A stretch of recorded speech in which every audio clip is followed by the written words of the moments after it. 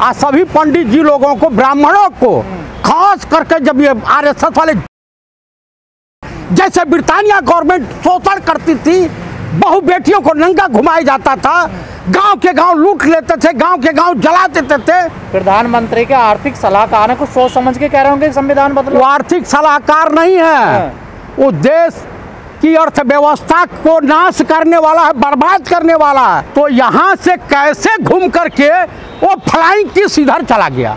जब नाश मनुष्य पे छाता है, पहले विवेक मर जाता है। देश की जनता ने जो कर्म किया है, चाहे वो मंदिर के नाम पर, हिंदू मुसलमान के नाम पर, भारत पाकिस्तान के नाम पर, तो उसको भुगत रही है। ये जो ईस्ट इंडिया कंपनी का निर्माण करना चाहते हैं माननीय प्रधानमंत्री राजा बाबू या उनके तमाम सलाहकार मंडली, जिसमें रोड परिवहन मंत्री नितिन गडकरी पहले अग्निवीर बनने वाले हैं, इनके पीछे गुजरात लाभ भी पड़ गई है, इनको शहीद करने। पुराने संविधान से क्या दिक्कत है इन लोगों को?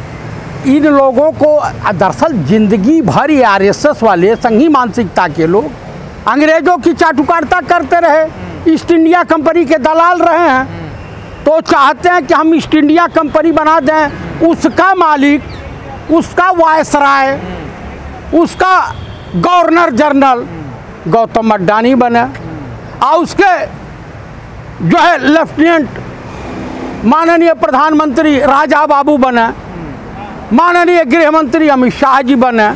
तो उसमें दिक्कत क्या है? दो तबके के लोग रह जाएंगे।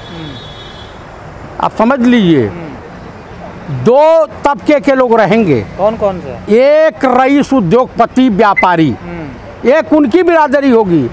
आज उसके बाद चाहे वो पंडित जी हो, बाबू साहब हो, दलित हो, ओबीसी हो, सब 12 आना सैकड़ा में हाय अल्लाह करते दिखाई देंगे। ये मजदूर रहेंगे। ये हिंदुस्तान जो है गुलामी मानसिकता वाला देश है, जिस देश को 15 लाख के झांसा समझ में आता है। लालची है, लालची।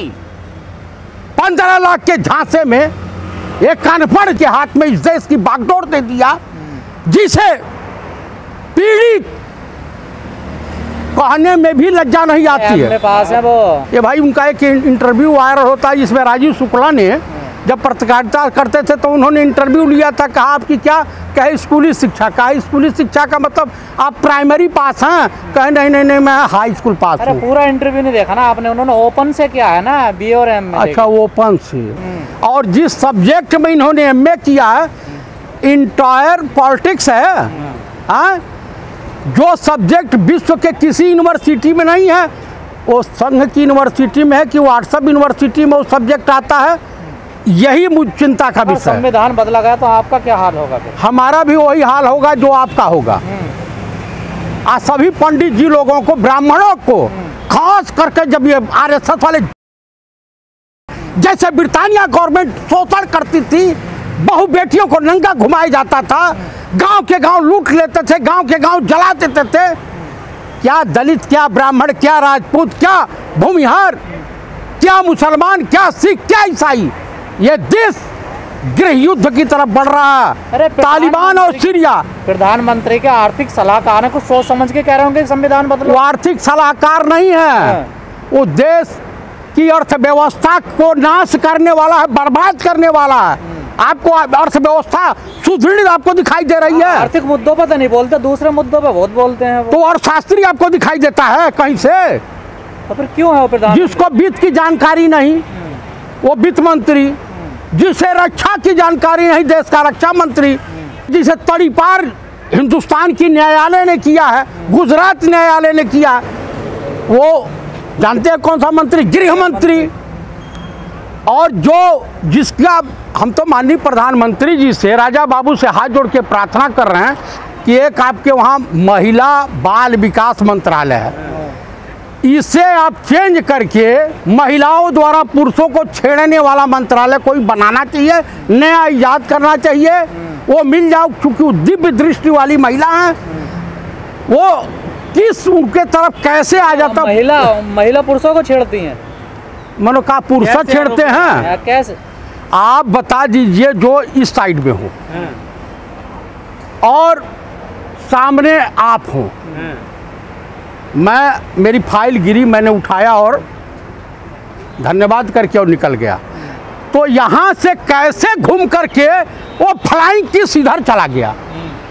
मानो इतना तगड़ा गुरुत्वाकर्षण बल है, लेकिन हम बदनाम आपको करते रहेंगे। आप चाहोगे नहीं, लेकिन चाहने के लिए हम आपको मजबूर कर देंगे। अच्छा, आप अपने नेता को बचा रहे हैं, नेता को ये तो कहिए कि इस तरह की एक्टिविटी करने की जरूरत क्या है। फिर कहते हैं कि लोग ऐसे ऐसी बात। अरे भाई, जब हमारे नेता ने मोहब्बत की दुकान खोल रखी है तो का महिला का पुरुष कोई आवे मोहब्बत खरीद के ले जा। हम तो गंगा जमुनी तहजीब बेचते हैं, तो फिर ये क्यों कह रहे हो? वो भी मुफ्त की दुकान है, आपसी भाईचारा बढ़ाने का। हम तो समाज में जो फैली दूरियां हैं उसको मिटाने की बात करते हैं। अब सबको तो नहीं चाहिए ना आपकी मोहब्बत, फिर क्यों आरोप लगा रहे हो कि साहब उन्हें छेड़छाड़ कर दिया?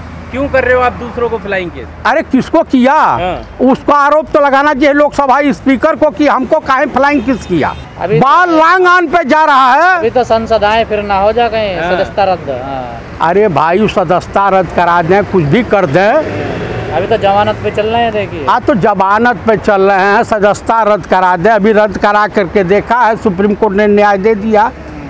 और मैं आपको बता दूं, ये फ्लाइंग किस उस वाला कोई मुद्दा नहीं है, ये बदनाम करने का एक तरीका है। मंत्री सबको परिवारजन मानते हैं। आप अच्छा परिवारजन मानते हैं सबको। उन्होंने ही कहा था कि बेटी पढ़ाओ बेटी पढ़ाओ, उन्हीं का नारा था ना। वो जवान फिसल गई थी। अच्छा, उनकी जुबान फिसल जाती है, अगर हाथ स्लिप कर गया तो वो नहीं फिसला माना जाएगा। ये कौन सा स्लिप आप है?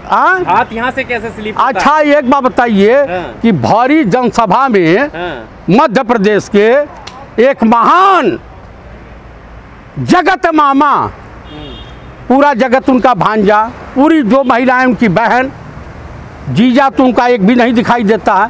और वो जो करते हैं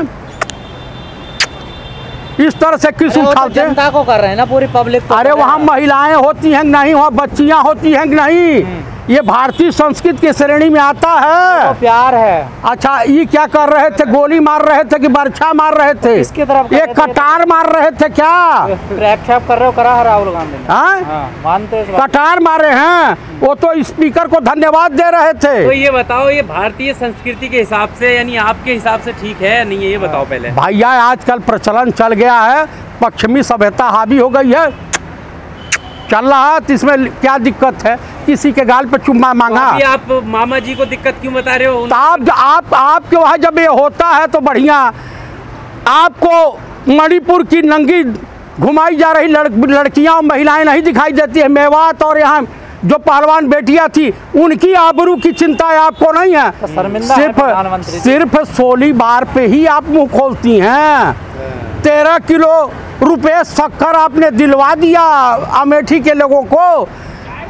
आपका यहाँ पे दरभंगा में एम्स खुल गया, साउथ इंडिया में आपका जो है एम्स बन के तैयार हो गया, उद्घाटन हो गया।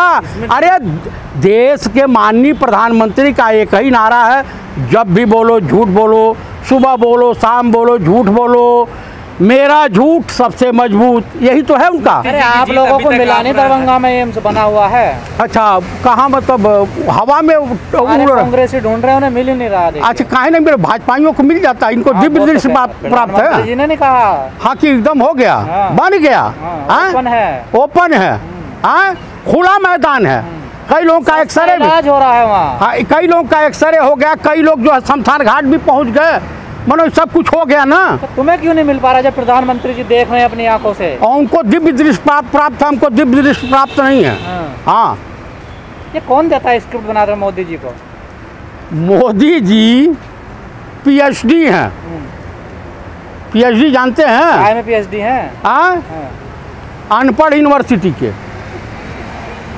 अरे कोई तो भाषण की स्क्रिप्ट लिख के देता होगा ना, कोई तो बनाता होगा उनकी स्क्रिप्ट, तो उसको पता नहीं है कि वहाँ एम्स बनाए नहीं बनाए। जब भाजपा में बाघ की बाघ को पलासी है तो बढ़िया हम कहाँ से मिलेंगे भाई?